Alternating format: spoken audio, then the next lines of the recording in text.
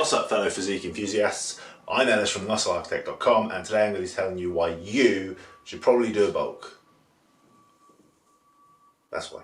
So, we live in a very social media driven age, so whether you're on Instagram or TikTok, you probably find that if you're into fitness, you're going to be scrolling through and you're going to see a lot of lean physiques. Lean physique after lean physique, and supposedly they're staying lean year round, right? So it's very hard for up and coming individuals, especially if you're young, to not look at that and go, that's what I need to look like right now. It's very trendy to try and stay as lean as possible year round these days, but that's just not the way it was 10 years ago, 20 years ago.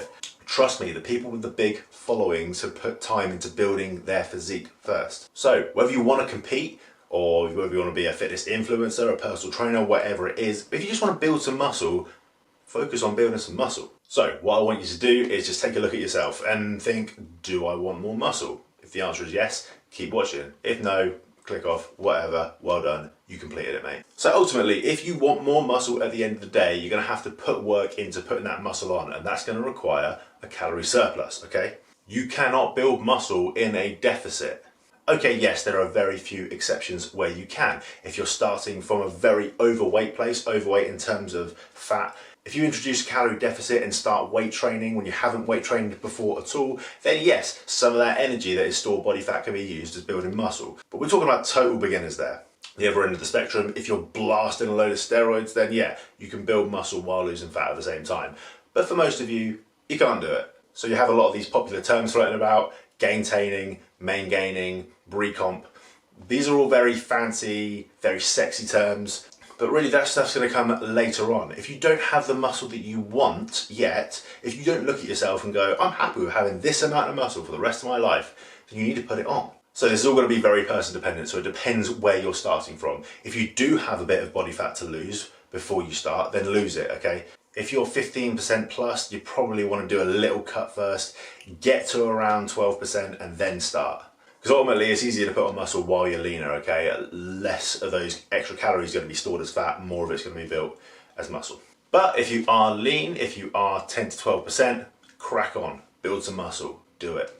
Another term you hear quite a lot is lean bulk, you know, where people are adding very few calories to their bulking diet in order to gain weight, and ultimately they're not seeing the results that they want. Trouble is, when you're adding 200 to 300 calories at a time, your body's probably going to pick up its energy expenditure. This happens through something we call NEAT, so non-exercise activity thermogenesis, right? This is anything you do which is not direct exercise but is movement. So like how I'm moving my hands now, when you're doing the washing up, when you're doing the hoovering, when you're out for a walk, they are all activities that are not exercise, but they will directly add to your calorie burn over the day.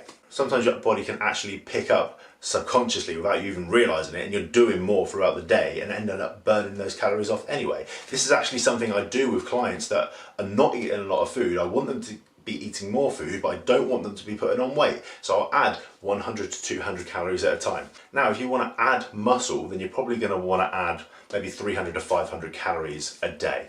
And again, that's very person dependent. It's going to depend on your activity through the day. Do you have an active job? What were you eating before? And of course, your genetics.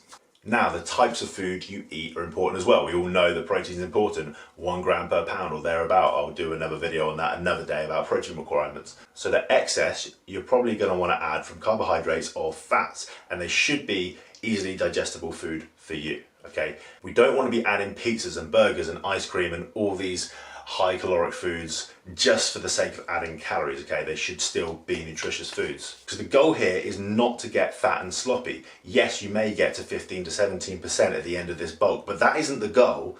That's just a side effect of the goal. The goal is building muscle. The side effect of adding a bit of fat is a necessary evil at this point, because it's just a side effect of having a calorie surplus. Some of that is going to be stored as body fat.